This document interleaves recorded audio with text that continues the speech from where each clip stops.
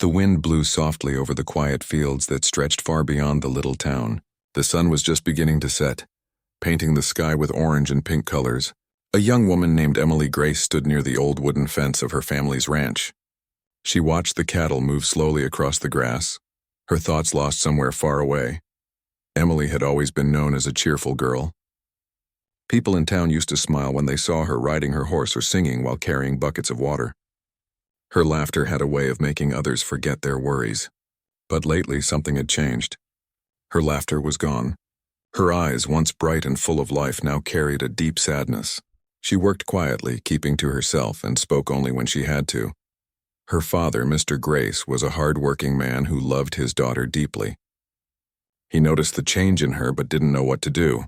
Every time he tried to talk, Emily would just smile faintly and say she was fine. But a father's heart always knows when something is wrong. He often found her sitting alone outside the barn late at night, staring at the stars as if searching for answers she couldn't find. One afternoon, a tall man rode into town. His name was Thomas Hale, a rancher who had once worked with Mr. Grace many years ago. Thomas had left the town to manage a large piece of land up north, but now he was back, hoping to buy hay and cattle feed for his ranch. When he arrived at the Grace Ranch, he was greeted warmly by Mr. Grace. They shook hands and laughed about old memories. Then Thomas saw Emily standing by the stable door. He almost didn't recognize her. The girl he remembered had a spark in her eyes and a bright smile. Now she looked pale and fragile, her hands tightly clutching a piece of old cloth wrapped around her arm. "Emily, is that really you?" Thomas said softly. She gave a small nod and forced a smile, but her eyes didn't meet his. As the two men discussed business, Thomas couldn't help glancing at her. She looked as though a heavy weight rested on her shoulders. When she disappeared inside the barn, he felt an uneasy feeling in his chest. Something wasn't right. Days passed and Thomas visited again. Each time he came, he found Emily quieter than before. The townspeople had started whispering about her. Some said she was hiding something. Others said she had fallen ill. But nobody really knew the truth. They only saw her distance and guessed the worst. One day, Thomas stopped by the ranch again with a few supplies. Mr. Grace was out in the fields, so Emily greeted him alone. She was sitting on a wooden crate outside the barn, her eyes fixed on the dusty road. Her hands were wrapped around that same piece of cloth. "Afternoon, Emily," Thomas said gently as he stepped closer. She didn't answer right away. He noticed how thin she had become, how tired her face looked. Finally, she whispered, "Hello, Mr. Hale." "You can call me Thomas," he said kindly. "It's been a while since I saw you smile. Everything all right?" Her lips trembled slightly. "I'm fine," she murmured, but the words didn't sound true. Thomas crouched beside her, resting his hat on his knee. "You don't look fine," he said softly. "If something's troubling you, you can tell me. I used to think you were the strongest girl in this town." For a moment, she said nothing. Then her eyes filled with tears. She tried to hold them back, but one slipped down her cheek. "I'm not clean anymore," she whispered, her voice trembling. Thomas froze. He didn't understand what she meant. "What do you mean, Emily?" he asked gently. She shook her head, clutching the cloth tighter around her arm. "You wouldn't understand. No one does. I can try," he said quietly. "I promise I won't judge you." Emily looked at him for the first time, her eyes full of pain. "People used to look at me with kindness. Now they look at me like I've done something terrible. They whisper when I walk by. I see it in their faces. They think I'm something dirty." Thomas felt a deep ache in his chest. He had heard the whispers but never believed them. Seeing her now, so broken and afraid, made his heart twist. "I don't believe what they say," he told her firmly. "You've always been good and kind. Nothing could change that." But Emily only looked away. "If that were true," she said in a soft voice, "why can't I even look at myself anymore?" She turned slightly, revealing that her right arm was wrapped in a piece of faded white cloth, tied tightly from her wrist to her elbow. The edges were frayed and stained with faint marks of something old. "What happened to your arm?" Thomas asked gently. She flinched and took a step back. "Don't," she said quickly. "Please don't look." "I just want to help," he replied, his tone calm and steady. For a long moment she stood still, breathing heavily as tears rolled down her cheeks. Then slowly, she extended her arm toward him, her fingers trembling. Thomas reached out carefully and began unwrapping the cloth. His hands were gentle, afraid of causing her any more pain. Layer by layer, the fabric came loose until finally, the last fold fell away. His face went pale. Emily's skin was covered with faint, healed scars that formed strange, delicate lines. They weren't wounds anymore, just marks left behind, quiet reminders of something she had endured. They were not ugly, but to her they felt like proof of shame. Thomas stared silently, his heart heavy. Emily turned her face away, ashamed to be seen. "Now you see," she whispered brokenly. "Now you know why I'm not clean." But Thomas didn't see something to be ashamed of. He saw pain. He saw a story he didn't yet understand.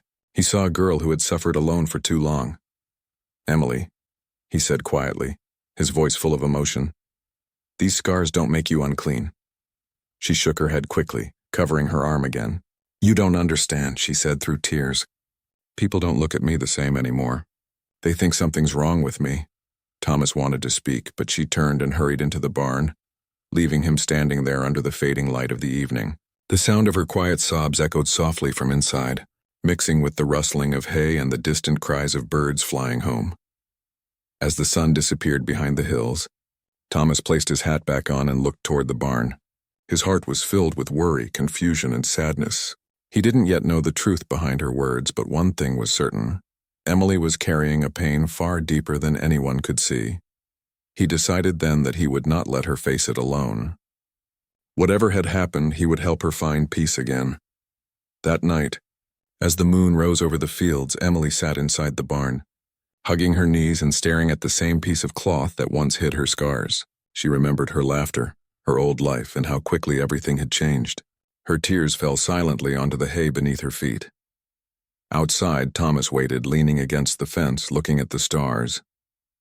He knew that the real story behind her pain was still hidden, and he was determined to find it, not out of curiosity but out of kindness.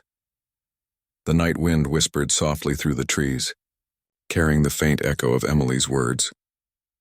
"I'm not clean anymore." And in that moment, Thomas made a silent promise.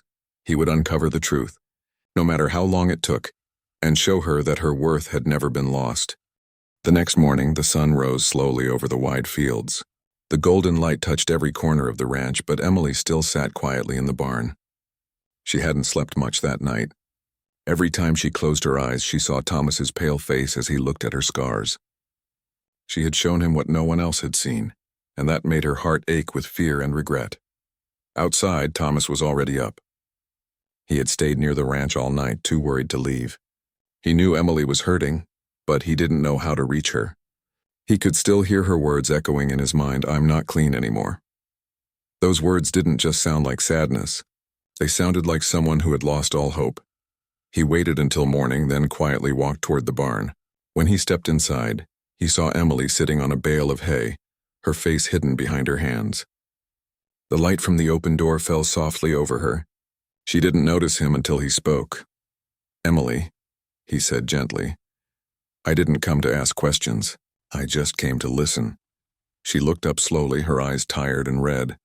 "Why?" she asked weakly. "Why would you want to listen to me? Everyone else turns away."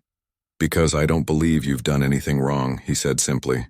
"I think there's a story you haven't told yet, and I think you've carried it for too long." For a moment, Emily stayed silent. Then she sighed, her hands tightening around the edge of her skirt. "You'll think I'm foolish," she whispered. Thomas shook his head. "Try me." It took her a while, but then she began to speak. Her voice was soft at first, trembling like a child's, but as she spoke, the words started to flow. She told him everything. It had all begun months ago when a strange sickness spread through the animals on their ranch. One after another, the horses and cattle had fallen weak. Her father was too old to manage the heavy work, so Emily had taken charge. She had stayed up day and night, cleaning the stables, caring for the sick animals, feeding them by hand and hoping to save them. She had gone to town for help, but people were afraid to come near. They thought the illness might spread, so she was left alone to handle everything. One night, while she was cleaning a wound on one of the horses, the medicine she used caused a terrible reaction on her skin. Her arm began to swell and burn painfully. She had no one to help her, so she treated it herself, wrapping it in a piece of cloth. The marks it left never fully healed. They faded into scars, soft, pale reminders of those endless nights. When the sickness finally passed and the animals recovered, Emily hoped things would go back to normal. But when she went to town, people looked at her differently. They whispered behind her back, saying she had caught something strange, something unclean. She had tried to explain, but no one listened. Even her friends avoided touching her. That was when she stopped smiling, stopped going to church, and stopped talking. The world had turned cold, and she had begun to believe the lies they whispered. When she finished telling her story, the barn was quiet, except for the sound of wind brushing against the open door. Thomas didn't move for a long time. He was staring at her with soft, kind eyes, his heart heavy with understanding. "So that's it?" he finally said, his voice low. "You got those scars because you were helping.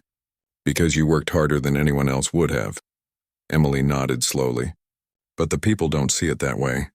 To them, I'm different now. They don't want me near. They think I carry something bad." Thomas took a deep breath and stood up. "Then they're wrong," he said firmly. "Emily, those scars aren't something to hide.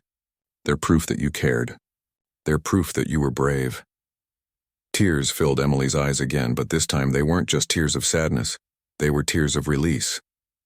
No one had ever said that to her before. Thomas crouched down in front of her and smiled gently. "You remind me of this land," he said. "The storms come and tear at it, but the land always heals. It never stops giving. You're the same." For the first time in months, a small smile appeared on Emily's face. "You really think so?" she asked quietly. "I know so," Thomas replied. "And I want to help you show them who you really are." He told her about his own ranch and how he was planning to open a small animal shelter to care for sick and abandoned creatures. "I can't do it alone," he said. "I need someone who knows how to care with both hands and heart."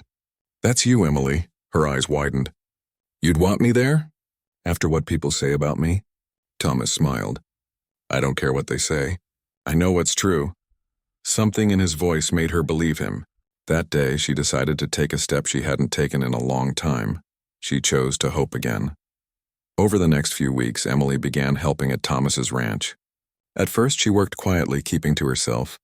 But as the days passed, she began to laugh again. She started talking more, and even the animals seemed to sense her gentle heart. One morning, while brushing a horse, she caught her reflection in the stable window. For a moment, she stared at her arm, where the scars had once made her feel broken. They were still there, faint and soft, but she didn't see them as ugly anymore. She saw them as part of her story. Thomas often watched her from a distance, smiling proudly as she found her strength again. The townsfolk began to notice, too.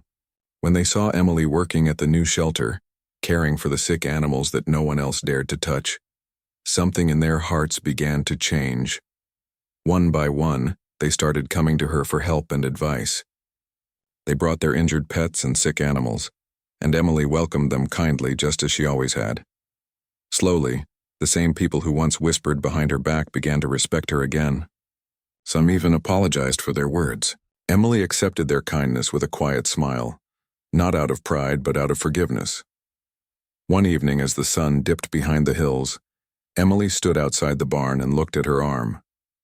The last rays of light touched the scars, making them shine faintly like silver lines.